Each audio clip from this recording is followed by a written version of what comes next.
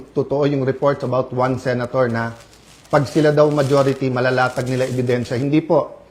Ang prosecution dapat ang lumatag ng ebidensya nila to convict.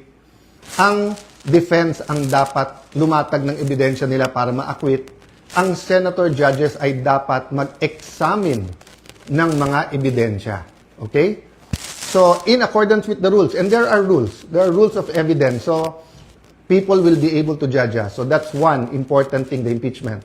The other important thing is yung ekonomiya natin, presyo.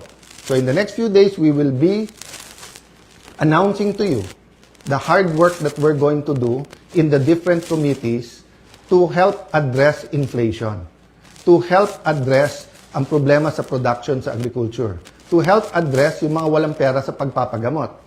After summer, pasukan. To help address the problems of K-12, to help address the problem ng mga gustong mag-aral, hindi makapag-aral. There are many other problems in between that. Sa kabuhayan, marami sa ating mga kababayan sa Middle East may problema sa trabaho or sa kita.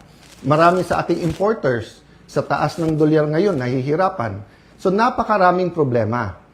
But if we allow the flood control issue, the biggest corruption issue in our history, to go unchecked, let me throw you this question.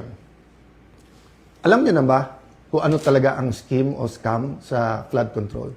Ilan ba talaga ang ghost? Ilan ang hindi ghost? Ilan ang substandard? Bulacan lang ba? O maraming lugar sa ating bansa? Senador lang ba? May congressman? May cabinet member ba? May mastermind ba o wala? Ano yung real numbers? Sa 1 trillion a year, sa 2023,